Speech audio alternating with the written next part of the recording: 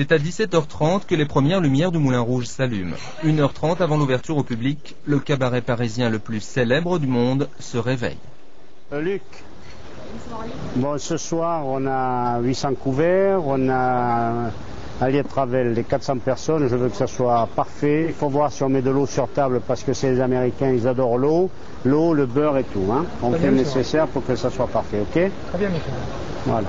Comme tous les soirs à la même heure, Monsieur Henry vérifie le travail de ses brigades. Monsieur Henry est le chef de salle. 30 ans de bons et loyaux services, 30 ans qu'il prend ses repas à la même table tous les soirs à 18h.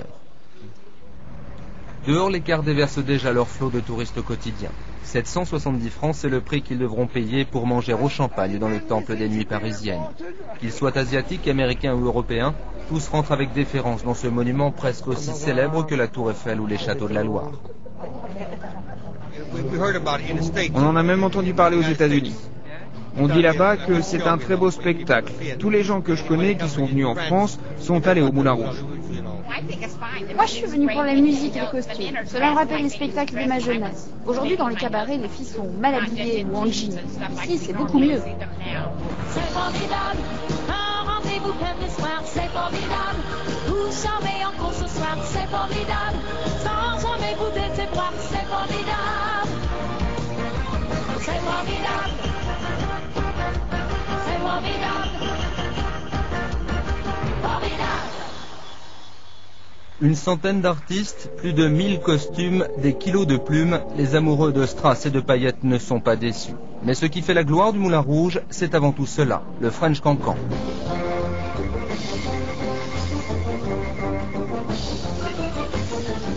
« 120 ans après sa première présentation, le quadrille français surnommé French Cancan par les Anglais est toujours l'un des clous du spectacle. Un spectacle qui, en un siècle, a vu passer d'innombrables artistes. De Mistinguett à Elton John, en passant par Maurice Chevalier, Charles Aznavour ou Liza Minnelli, ils sont tous montés sur les planches du Moulin Rouge. C'est donc toujours avec émotion que Jacqueline, la meneuse de revue actuelle, entre dans cette loge occupée un temps par les plus grands. Comme les 300 autres employés du Moulin Rouge, elle travaille la nuit. C'est une vie assez spéciale, c'est sûr, parce que on est actif pendant la nuit, pendant que tout le monde dort. J'arrive ici le soir, 7h30. Il faut que je commence le maquillage, la préparation pour la scène. Et 9h, premier spectacle. 100% énergie. Et deuxième spectacle à 11h.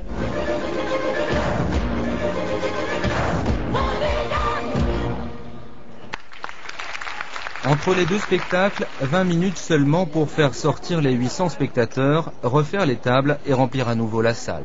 Une course contre la montre qui démarre tous les soirs à 22h40 précise. Tout est méticuleusement organisé. À l'accueil, M. Luc occupe une des fonctions principales, c'est lui qui fait les tables. Mon rôle est donc de placer tous les groupes et les réservations le mieux possible pour satisfaire tout le monde, suivant le goût des gens. Et il y a des gens qui aiment être près, il y a des gens qui aiment être sur un balcon, il y a des gens qui aiment être un peu plus loin. Un discours officiel qui fait sourire Giuseppe. Guide pour un grand tour opérateur, il sait parfaitement que ce sont les relations qu'il entretient toute l'année avec la maison qui lui permettent d'obtenir les meilleures places. Et moi, j'ai des clients qui me disent, si tu me donnes de bonnes places, moi je viens. Si tu t'assois devant, c'est la meilleure place quand même. Et comment on fait pour s'asseoir devant? Il faut négocier avec monsieur... Je ne sais pas, il faut réserver. Et monsieur vient régulièrement. Tout est question de fidélité. Une agence qui travaille beaucoup avec nous, c'est normal qu'il soit bien placé.